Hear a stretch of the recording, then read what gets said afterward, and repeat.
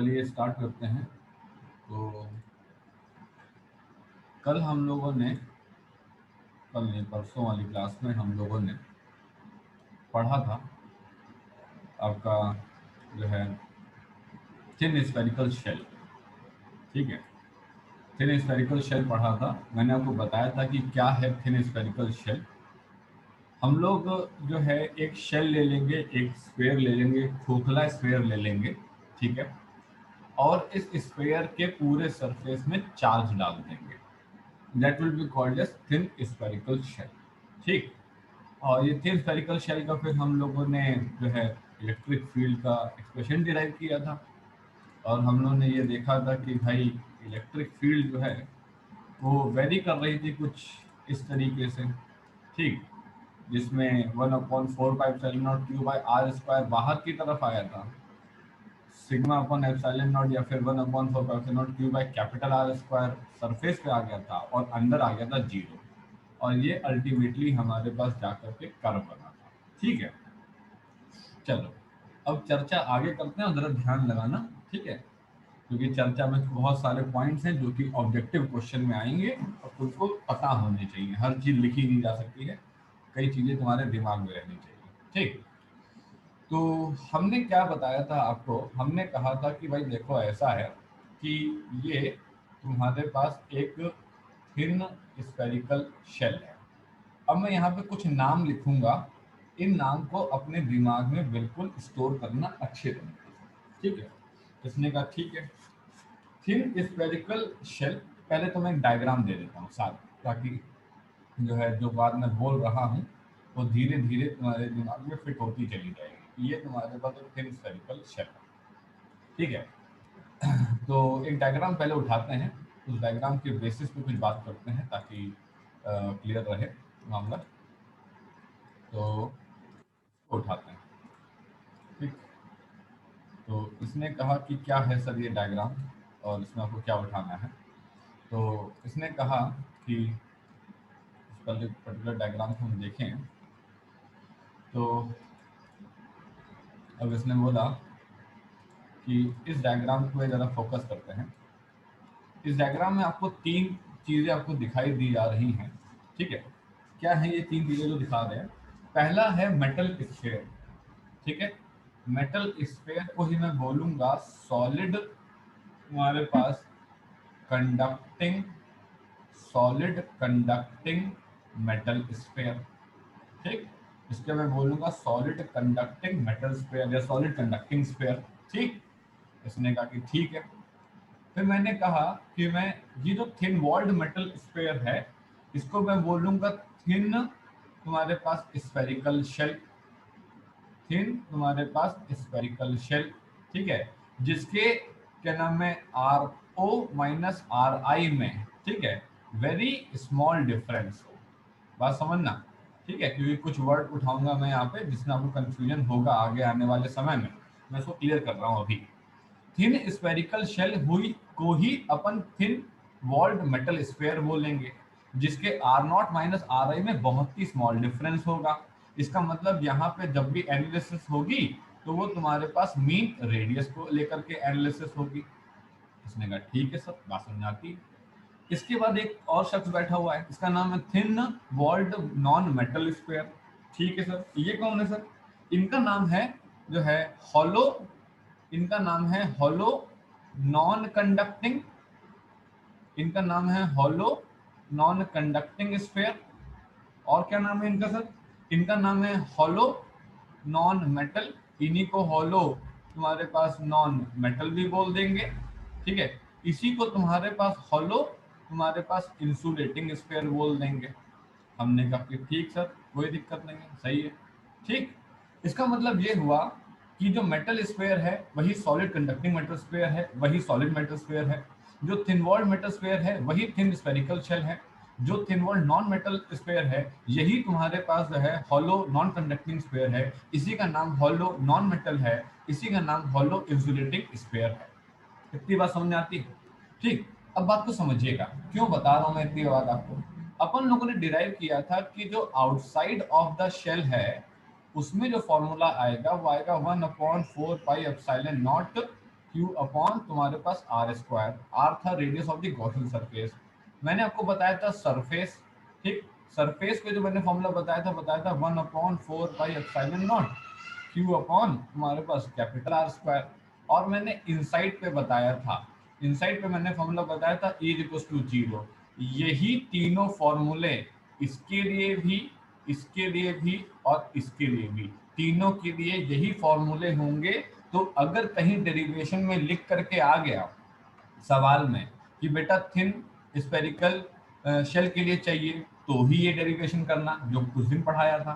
अगर solid metal conducting sphere के लिए चाहिए तो भी ये डेरिवेशन करना।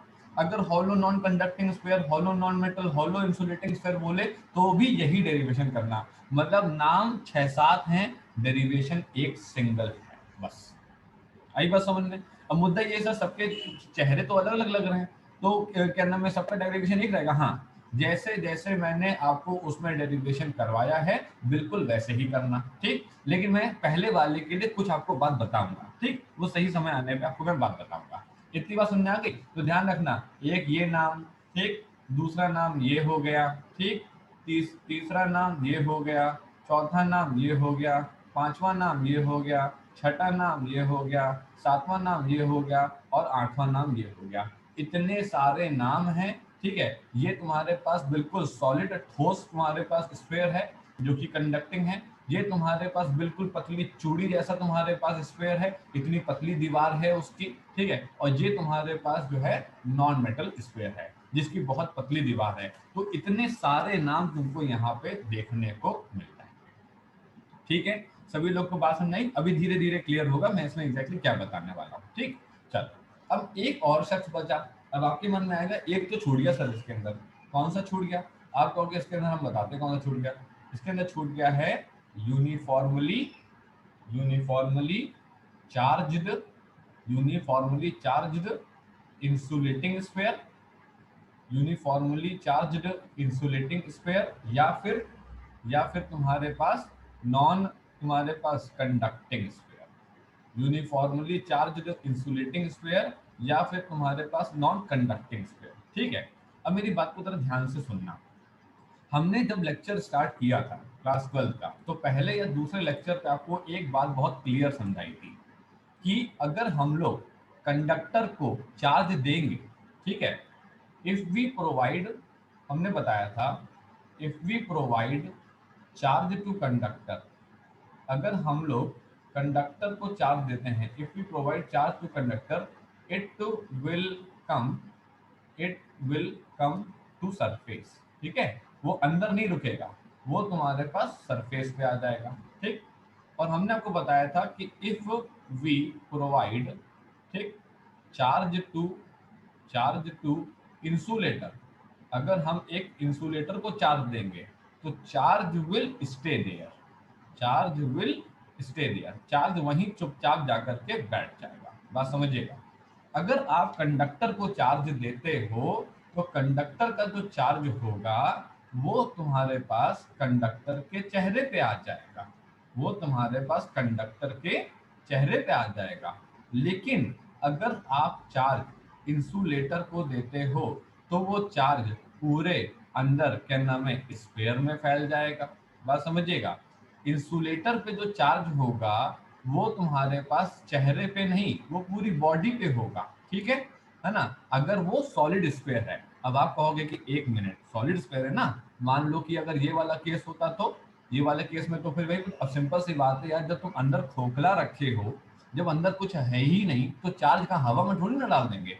चार्ज को तो हमें मटेरियल चाहिए डालने के लिए, तो चार्ज हमारे यहाँ पे मटेरियल पे तुम्हारे पास प्रेजेंट है, ठीक। अब इसने कहा कि हमने अगर अंदर खोखला नहीं रखा तो क्या होगा, तो हमारे पास ये होगा। इसका मतलब ये हुआ कि ये जो हमने डायग्राम बनाया है चार्ज का, ये हमने कंडक्टर के लिए बनाया है, और ये जो हमने डायग्राम बनाया है चार्ज का, ये हमने इंसुलेटर के लिए बनाया है, ठीक है। ये बात अब बिल्कुल खोपड़ी के कोने में फिट करके रख लो कि कंडक्टर में, मेटल में अगर अपन चार्ज देते हैं तो वो चार्ज उसके सरफेस पे आ जाता है। इंसुलेटर पे अगर अपन चार्ज देते हैं तो वो चार्ज पूरे के पूरे तुम्हारे पास बॉडी में हर जगह मौजूद हो जाता है। आई बात समझ में? तो इंसुलेटर पे जो चार्ज होता है वो बॉडी में हर जगह मौजूद रहेगा, और कंडक्टर पे जो चार्ज होगा वो ओनली ऑन सरफेस पे तुम्हारे पास रहेगा, पूरी बॉडी। मतलब यहाँ पे कोई चार्ज नहीं है, यहाँ पे कोई चार्ज नहीं है, यहाँ पे कोई चार्ज नहीं है, इन प्लेसेस पे कोई चार्ज नहीं है अगर बॉडी कंडक्टर है तो। और इन प्लेसेस पे यहाँ पे, यहाँ पे, यहाँ पे, ठीक है, charge is present everywhere, charge is present everywhere. अब कई लोग के दिमाग में एक सवाल आ रहा होगा, वो सवाल ये आ रहा होगा कि क्या हमारे सिलेबस में non uniform distribution of charge है क्या? क्या वो नीट में है क्या? क्या वो जेईई मेंस में है क्या? बोर्ड में तो वो बिल्कुल भी नहीं है, ठीक है, तो उसकी तो तुम चिंता करो नहीं, ठीक। अब वो हो सकता है कि नीट और जेईई मेंस में हो, ठीक है, तो ये लोग एनसीईआरटी से ही पेपर बनाते हैं नीट का, है ना, मोस्ट प्रॉब्ली। तो हो सकता है कि वो दे भी दे और हो सकता है ना भी दे, तो थोड़ा सा आइडिया हो जाएगा, तो उसमें कोई बुरा नहीं है, बहुत ज्यादा प्रैक्टिस उसकी नहीं करनी पड़ेगी, 2 ही 4 पार्ट बताऊंगा बस, उतना ही कंप्लीट रहेगा, ठीक है। चलो आगे बढ़ते हैं। तो हम बात कर रहे थे यूनिफॉर्मली चार्ज इंसुलेटिंग और नॉन कंडक्टिंग स्फीयर की, तो हमने कहा कि लाओ भैया हम डेरिवेशन में स्टार्ट करते हैं। तो इलेक्ट्रिक फील्ड के बारे में हम लोग जो है बात करते हैं, ठीक। तो हम लोग किसके बारे में बात करने वाले हैं? हम लोग बात करने वाले हैं इंसुलेटर के बारे में, एक फुटबॉल इंसुलेटर की, ठीक है, और हम इसके जो है बारे में इलेक्ट्रिक फील्ड निकालेंगे, और पूरे के पूरे तुम्हारे पास फुटबॉल में हम किस तरीके से चार्ज अपना फैला करके रखेंगे, ठीक है। तो सबसे पहला point, when point P is considered, ध्यान से देखना, ये थोड़ा सा यहाँ पे टेढ़ा मेढ़ा जाएगा मामला, टेढ़ा मेढ़ा का मतलब है थोड़ा सा टिपिकल जाएगा, तो तुमको संभालना है, ठीक है, कॉन्सेप्ट समझते हुए। When point P is considered outside the sphere, sphere के बाहर हमने माना, हमने कहा ठीक है मान लो स्फीयर, कौन सी बड़ी बात है। तो तुम तो जानते हो फिर हम लोग क्या करने वाले हैं, हम लोग क्या करने वाले हैं, हम लोग उठा करके एक जो है गॉसियन सरफेस ले लेंगे, ठीक है। हम लोग तुम्हारे पास एक गॉसियन सरफेस ले, ये गॉसियन सरफेस लेना ही तरीका है क्या? गॉसियन सरफेस ही पढ़ रहे हैं तो गॉसियन सरफेस से ही निकाल रहे हैं। वैसे तो निकालने के तरीके बहुत है, इस अभी गॉसियन सरफेस पढ़ रहे हैं तो गॉसियन सरफेस निकाल रहे हैं, ठीक। उसने कहा ठीक सर, कोई दिक्कत नहीं। अब इसने क्या बोला, इसने कहा कि क्या करेंगे, कुछ नहीं करेंगे, उठा करके यहाँ पे ऐसे बना देंगे, ठीक है, अंदर की तरफ तो क्या ही बना है, ठीक है, ऐसे यहाँ पे बना दिया, यहाँ से इलेक्ट्रिक फील्ड लाइंस निकल रही हैं। ये हमने ले लिया है छोटा सा एरिया, ये हमने क्या ले लिया, ये हमने यहाँ पे ले लिया छोटा सा एरिया, ठीक, ध्यान से देखिएगा। ये तुम्हारे पास हुआ DA, और इधर की तरफ हो गया तुम्हारे पास E। हमने कहा ठीक है, हमको पता है कि बाय तुम्हारे पास गॉस लॉ जो फाई E तुम्हारे पास होगा, वो तुम्हारे पास क्या होगा, क्यू नेट अपॉन तुम्हारे पास epsilon not, okay, Q net upon तुम्हारे पास एप्सिलॉन नॉट। हमने कहा ठीक है, और हमको ये भी पता है तो जो डी फाई ई होगा वो इंटीग्रेशन ऑफ ई तुम्हारे पास डी ए कॉस थीटा होगा, थीटा जीरो होगा, बताने की बार बार जरूरत नहीं है क्योंकि ई वेक्टर, ठीक है, ई वेक्टर और ए वेक्टर दोनों सेम डायरेक्शन में है, तो D phi E is equals to हो जाएगा तुम्हारे पास ई इंटू तुम्हारे पास डी ए, ठीक। अब सिंपल सी बात है कि हम लोग तो यहाँ पे सेंटर से इसको कंसीडर किए थे, ठीक है, तो इसको हम लोग सेंटर से यहाँ पे कंसीडर किए थे, तो इसने कहा कि अगर सेंटर से कंसीडर किए थे तो भाई तुम्हारे पास ये दूरी तुम्हारे पास r है, और जो हमारा ये शेल है, सॉरी स्फीयर है, स्फीयर का रेडियस कितना ले लेंगे, स्फीयर का रेडियस r ले लेंगे, और क्या,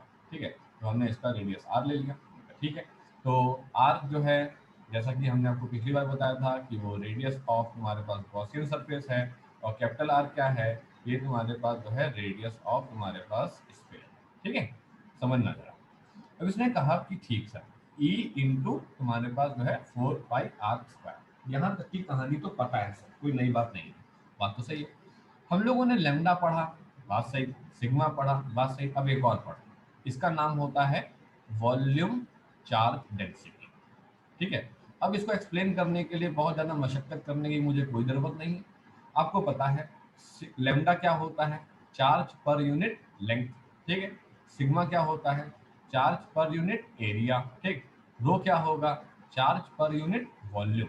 कोई भी बच्चा ये ना सोचे कि आईएससी बोर्ड में नहीं है कि सीबीएसई बोर्ड में नहीं, दोनों में है, ठीक है, एनसीईआरटी में तो बाकायदा पूरा एक सवाल है, तो ये आपको पढ़ना है, छोड़ना नहीं है, ठीक।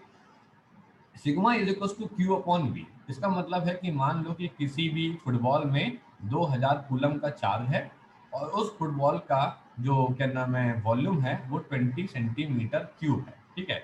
तो आंसर कितना आया, ये आया आंसर तुम्हारे पास 100 कूलम पर तुम्हारे पास मीटर क्यूब। जैसे लैम्डा बताता था कि हम 1 मीटर की लंबाई पे इतने कूलम चार्ज हैं, जैसे सिग्मा बताता था कि 1 मीटर स्क्वायर में हम इतने कूलम चार्ज हैं, उसी तरीके से रो बताता है कि 1 मीटर क्यूब में हम इतने कूलम चार्ज हैं। ठीक है, सीधा फंडा है। तो इसने का मुद्दा ये, आप यहाँ रो क्यों पढ़ा रहे हो? अरे यार, जब पूरी फुटबॉल में चार्ज अंदर भरा पड़ा हुआ है तो सिंपल सी बात है, वॉल्यूम ही तो लेंगे। जब पिछली बार अपन लोग कंसीडर किए थे डेरिवेशन को, तो अपन लोग ये देखे थे कि चार्ज तो चेहरे पे था, है कि नहीं? चार्ज अपना चेहरे पे था। जब अपना चार्ज चेहरे पे था तो हमको स्टार्टिंग करनी पड़ी थी किससे? सिग्मा से। हमको स्टार्टिंग करनी पड़ी थी किससे? सिग्मा से। चार्ज तो चेहरे पे था, पूरे वॉल्यूम में तो फैला नहीं था। ठीक, तो इसने कहा इस बार फुटबॉल के अंदर अंदर अंदर कोने में हर जगह चार्ज है। तो इसने कहा कि ठीक है भाई, इस बार फुटबॉल कंसीडर करना है, फुटबॉल कर लो। तो हमने इस बार जो है वॉल्यूम कंसीडर करा। हमने कहा ठीक है। अब जब हमने वॉल्यूम कंसीडर किया तो हमने क्या बोला, हमने कहा कि रो इज इक्वल्स टू तुम्हारे पास total charge upon total volume. ठीक, तो इसने कहा कि ठीक सर, रो इनटू कितना, ये हो गया 4/3 तुम्हारे पास पाई आर क्यूब, और ये वैल्यू क्या हो गई, ये वैल्यू हो गई क्यू नेट। ठीक है, आवाज तो आ रही है ना? हमें पता नहीं चल रहा है कि नेट वेट को कोई दिक्कत तो नहीं, आवाज आ रही है सभी लोग को? आवाज क्लियर आ रही है? Yes sir. Yes sir. अच्छा, यस ठीक सर। ठीक ठीक ठीक। हाँ, तो क्यूनेट तुम्हारे पास हमने ये चार्ज निकाला। ठीक है, total charge, total charge, total charge of तुम्हारे पास insulating sphere, total charge of तुम्हारे पास इंसुलेटिंग स्फीयर, पूरे इंसुलेटिंग स्फीयर की फुटबॉल में इतना चार्ज भरा पड़ा है। हमने कहा ठीक है भाई, भरा पड़ा, बहुत बढ़िया। इसने कहा ये इक्वेशन नंबर 1 है और ये इक्वेशन नंबर 2 है। हमने कहा लाओ भाई अब आगे बढ़ा। तो हमने कहा कि फ्रॉम तुम्हारे पास 1 एंड तुम्हारे पास 2 we can write Q net upon तुम्हारे पास epsilon not is equals to E into तुम्हारे पास 4 पाई आर स्क्वायर। हमने कहा ठीक है भाई, क्यू नेट की वैल्यू पुट कर दी, रो इंटू 4/3 तुम्हारे पास पाई आर क्यूब। ठीक है, अपॉन तुम्हारे पास एप्सिलॉन नॉट इंटू तुम्हारे पास कितना, ये तुम्हारे पास हो गया है 4 पाई तुम्हारे पास आर स्क्वायर। ठीक, ध्यान से समझिएगा, 4 पाई से 4 पाई कैंसिल हुए, है ना? तो ये हो गया रो तुम्हारे पास R cube upon 3 epsilon not R square, और ये आ गया तुम्हारे पास इलेक्ट्रिक फील्ड का फॉर्मूला। ठीक, अब ये इलेक्ट्रिक फील्ड का फॉर्मूला कैसा आया है? ये इलेक्ट्रिक फील्ड का फॉर्मूला आया है एक ऐसे फुटबॉल के लिए, वो फुटबॉल जो इंसुलेटिंग इन नेचर है, जिसका चार्ज चेहरे पे नहीं अंदर भी तुम्हारे पास मौजूद है। पूरा का पूरे फुटबॉल में जैसे हवा भरी होती है वैसे के वैसे पूरा चार्ज भरा हुआ है। ये इलेक्ट्रिक फील्ड का फॉर्मूला आया, कहाँ पे आया? ये आया तुम्हारे पास outside the sphere, outside the sphere का ये फॉर्मूला है। ठीक, अब सवाल है कि इसको याद करना पड़ेगा। नहीं, क्या याद क्या करना पड़ेगा यार? तुमको इतना तो पता है कि मैं हर बार एक ही बात लिख रहा हूँ। एक तो phi E equals to Q net upon epsilon not लिखता हूँ, और एक लिखता हूँ phi E equals to E into area of the Gaussian surface. कुछ नहीं करना है, E into area of the Gaussian surface is equals to Q net upon epsilon not. अगर ये इंसुलेटर है तो सिंपल सी बात है रो आएगा, और अगर ये कंडक्टर है तो सिंपल सी बात है सिग्मा आएगा। सीधा फंडा, कहीं कोई कंफ्यूजन नहीं है। अगर इंसुलेटर का सवाल कर रहे हो तो रो लेकर के आना, अगर कंडक्टर का सवाल कर रहे हो तो सिग्मा लेकर के आना। इंसुलेटर मतलब फुटबॉल, फुटबॉल मतलब पूरी हवा भरी है, पूरी हवा भरी है मतलब पूरा चार्ज भरा हुआ है। कंडक्टर का मतलब है चेहरे चेहरे पे मामला है, चेहरे चेहरे पे मामला है मतलब सिर्फ और सिर्फ तुम्हारे पास सरफेस एरिया को कंसीडर किया जाए। आई बात समझ में? सीधी सी पॉइंट है भाई, बहुत टफ पॉइंट नहीं बता रहा हूँ, सीधा पॉइंट बता रहा हूँ, कोई इसमें कंफ्यूजन वाली बात नहीं है। ये अपना गॉसियन सरफेस है। ठीक है, गॉसियन सरफेस को डॉटेड बना के आना। कुछ बुक्स डॉटेड बनाती हैं, कुछ बुक्स नहीं बनाती हैं। मैं आपको कह रहा हूँ आप डॉटेड बना करके आइएगा, वो ज्यादा बेहतर है। ठीक है, चलिए आगे बढ़ते हैं। ये तो हुआ अभी तक एक पॉइंट। ठीक, अब मुझे पॉइंट डिस्कस करना है दूसरा। When point P lies on surface of sphere। ठीक है, इंसुलेटेड स्फीयर, इंसुलेटिंग स्फीयर के सरफेस पे लाई कर रहे हैं। यार बहुत सिंपल है, इसमें कौन सी बड़ी बात है, ये तो बहुत ही सिंपल है सर। तो इसने कहा कि सिंपल है तो बनाओ फटाफट, लो बना दी यहाँ पे, और ये तुम्हारे पास ऐसे बना देते हैं।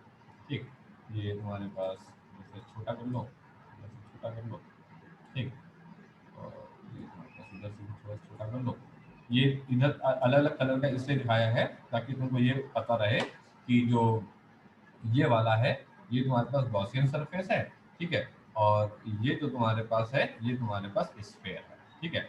तो इसने कहा कि ड्राइंग इसने कहा कि drawing a Gaussian surface, drawing a Gaussian surface of radius R is equal to कितना, कैपिटल आर।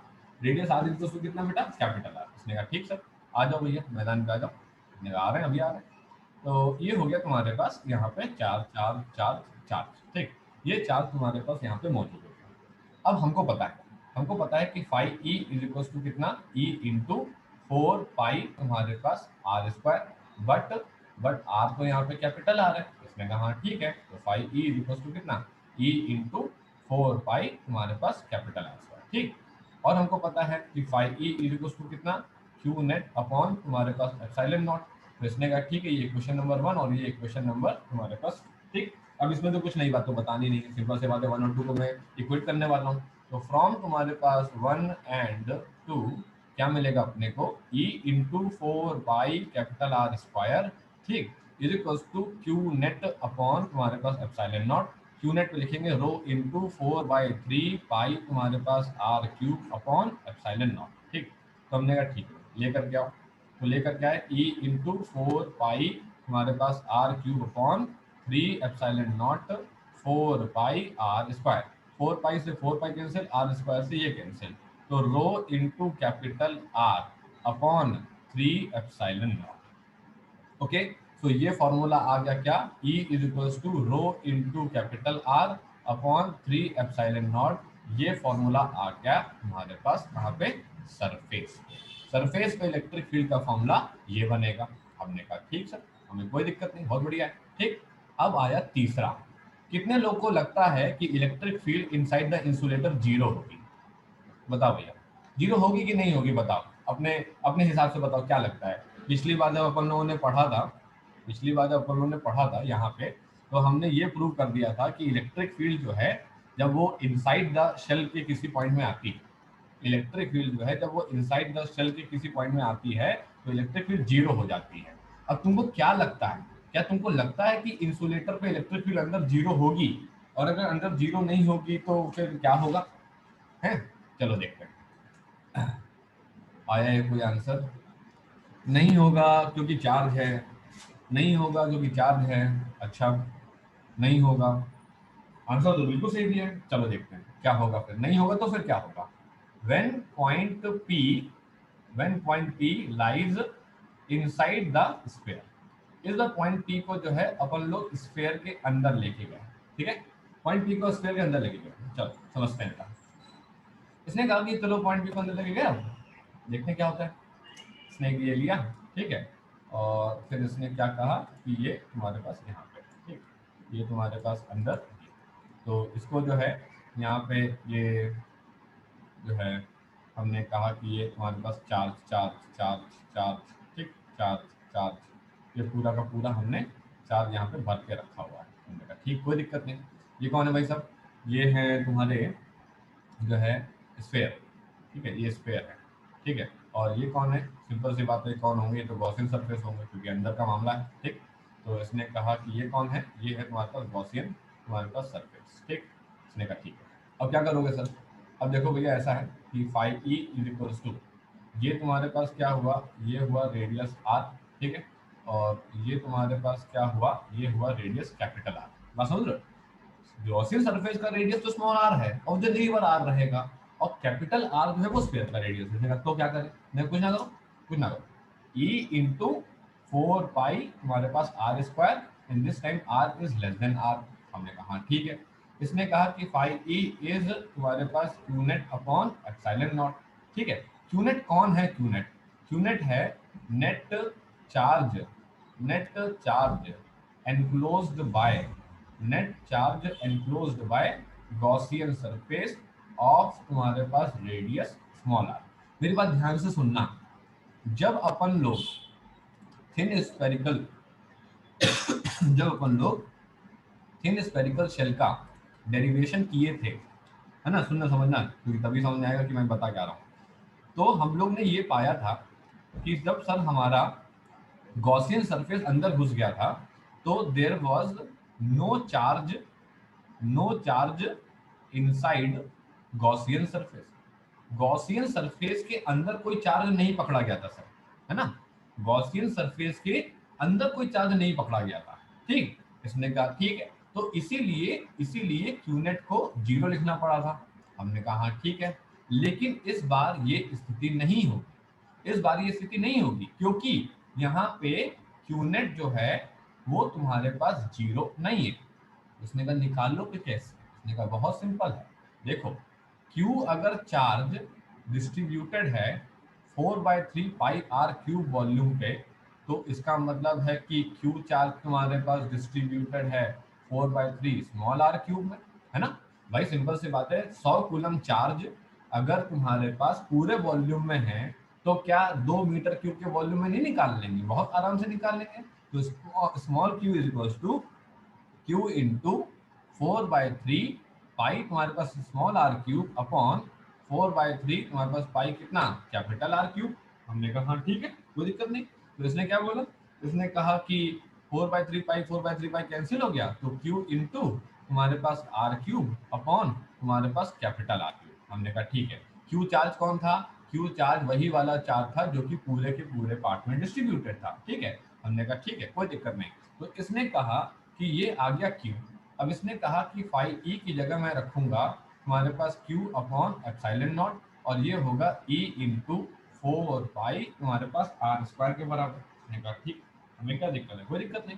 तो इसने कहा कि लाओ फिर भैया Q इंटू तुम्हारे पास small R cube upon capital R cube upon तुम्हारे पास epsilon naught into E into 4 pi तुम्हारे पास आर स्क्वायर। मैंने कहा ठीक है।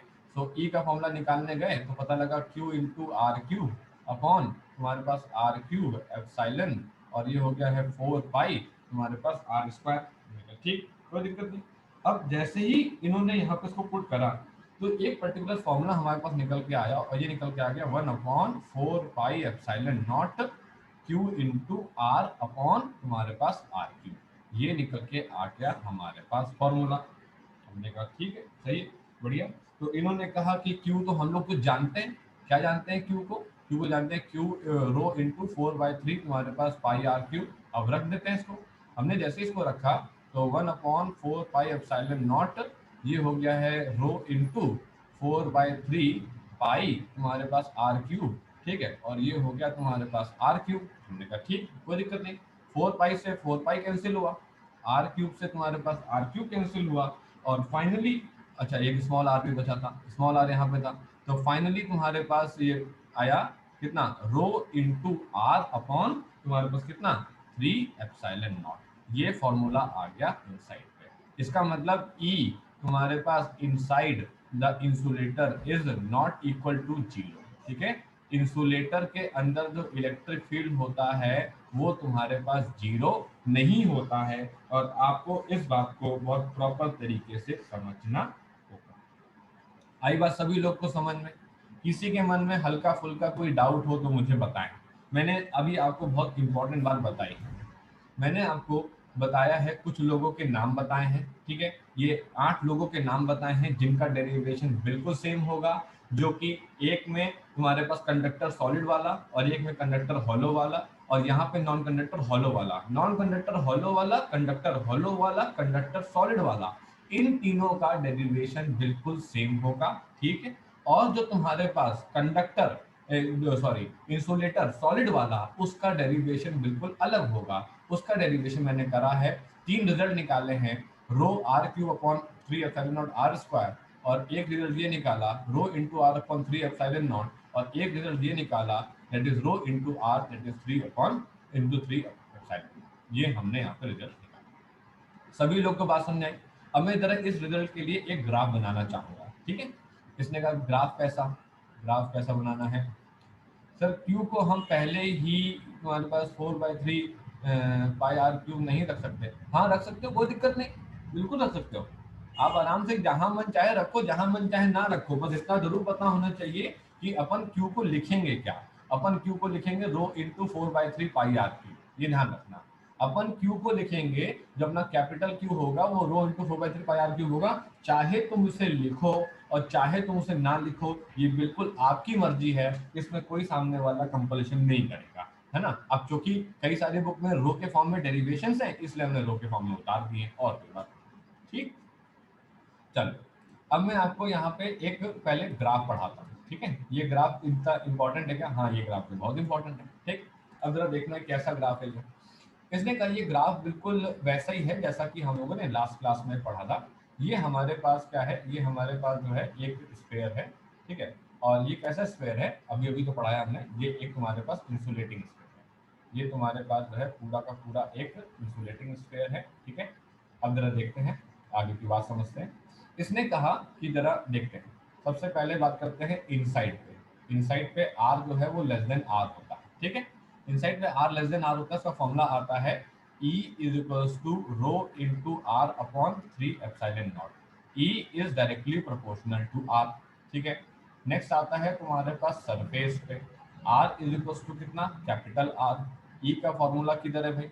अब E का फॉर्मूला है, अभी तो ऊपर डिराइव किया था, rho into capital R upon 3 epsilon not, okay. तो इसने कहा कि rho into capital R upon 3 epsilon not, ठीक। और इन्होंने कहा कि आउटसाइड पे क्या होता है सर? आउटसाइड पे क्या होता है जब R greater than capital R होता है? इसने कहा जब R greater than capital R होता है तो फॉर्मूला आता है rho into R cube upon 3 epsilon not R square. तो इसने कहा कि rho into R cube upon 3 तुम्हारे पास एप्सिलॉन नॉट आर स्क्वायर। बात को समझना, ठीक है। क्या समझें? ये समझो कि E is not a function of R, और यहाँ पे समझो कि E is inversely proportional to R square. ये मैंने तुमको वेरिएशन बताया।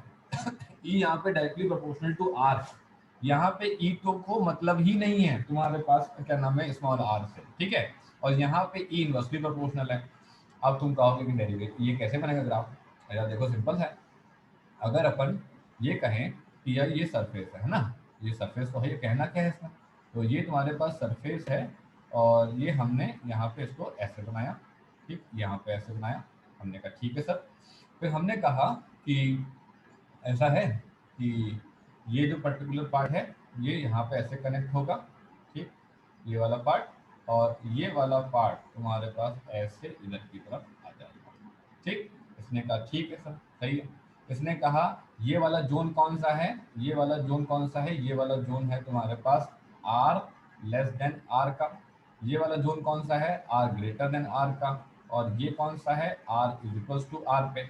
यहाँ पे जो ई है, जो इनसाइड जोन है, इनसाइड जोन पे E directly proportional to R है, इसीलिए ओ ए तुम्हारा एक स्ट्रेट लाइन बना है। इसीलिए ओ ए तुम्हारा कैसा बना है, ओ ए तुम्हारा एक स्ट्रेट लाइन बना है। इसने कहा गुड, बहुत बढ़िया, ठीक। इसने कहा यहाँ पे, इसने कहा यहाँ कोई डिपेंडेंसी नहीं है, कोई डिपेंडेंसी नहीं, कुछ नहीं, तो बस मैक्सिमम वैल्यू लेकर के बैठ गया अपनी, ठीक। और यहाँ पे तो तुम्हारे पास E inversely proportional to R square है, आर तुम बढ़ाते जाओगे ई तुम्हारा घटता जाएगा। ये ग्राफ हम लोग ऑलरेडी बना चुके हैं। उसने कहा कि ठीक सर, ये रही तुम्हारे पास मैक्सिमम वैल्यू, तो ई की जो मैक्सिमम वैल्यू होगी वो होगी रो इंटू तुम्हारे पास capital R upon 3 epsilon naught. और ये वाला कौन सा है, ये वाला आउटसाइड वाला है। यहाँ पे जो ई का फॉर्मूला आएगा वो तुम्हारे पास आर स्क्वायर के इनवर्सली प्रोपोर्शनल होगा। तो ये तुम्हारे पास ग्राफ हुआ ई, और तुम्हारे पास radius of the Gaussian surface small R है। इस तरीके से हम लोग इसको समझ आया सभी लोगों को समझ में? किसी को कोई डाउट तो नहीं है किसी भी तरीके का? ठीक। अब मुद्दा ये है कि इतने सारे फॉर्मूले जरा बता दो, याद कहाँ रहेंगे? अब देखो, अगर हम लोग देखें, यार हम लोग आउटसाइड का फॉर्मूला जरा ध्यान रखें। आउटसाइड के फॉर्मूले ने कहा कि ई इक्वल्स टू रो तुम्हारे पास R cube upon 3 epsilon not R square है, ठीक है। अगर इफ तुम्हारे पास R is equals to capital R करते हैं, ठीक है, तो ये क्या हो जाएगा, ये सरफेस हो जाएगा, है ना, ये सरफेस पे हो जाएगा। तो देखो जरा, रो इंटू तुम्हारे पास R cube upon 3 epsilon naught तुम्हारे पास आर स्क्वायर, ये कट गया तो आगे क्या, रो इंटू आर अपॉन कितना, 3 एप्सिलॉन नॉट। इसका मतलब है सरफेस का फॉर्मूला मत याद करो, इसका मतलब है सरफेस का फॉर्मूला मत याद करो, आउटसाइड का सरफेस याद करो। इसने कहा कि इफ इसी में तुम्हारे पास आर तो लेस देन आर है, तो इसने कहा कि अगर हम इसी पे तुम्हारे पास आर की जगह पे तुम्हारे पास स्मॉल आर रख देते, तो फिर हमारा फॉर्मूला बन जाता किसका, हमारा फॉर्मूला बन जाता इनसाइड का।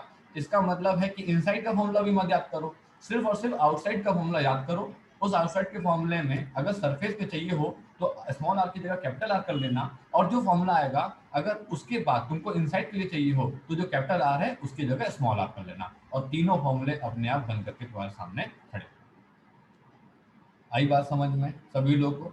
सभी लोग को समझ में आया? मैं 4 केस पढ़ा रहा हूँ आपको, एक सॉलिड वाला कंडक्टर, एक खोखला वाला कंडक्टर, एक सॉलिड वाला इंसुलेटर, एक खोखला वाला इंसुलेटर। ठीक है, ये केस मैंने आपको पढ़ाए हैं। ठीक है, ये दोनों के दोनों डेरिवेशन दोनों ही बोर्ड्स में हैं, एग्जाम में आते हैं और आपको तैयार करने हैं। ठीक है, आपको भले ही सीनियर्स लोग ये जरूर कहेंगे कि बेटा पिछली बार तो सर ने पढ़ाया था और कट गया था, क्योंकि बाद में सीबीएसई ने सिलेबस हटा दिया था। इस बार ऐसा कुछ नहीं होने वाला है, सीबीएसई को पहले से पता है कि पूरा साल इसको निपटेगा, है ना, तो उसने कोई रिडक्शन नहीं करना है।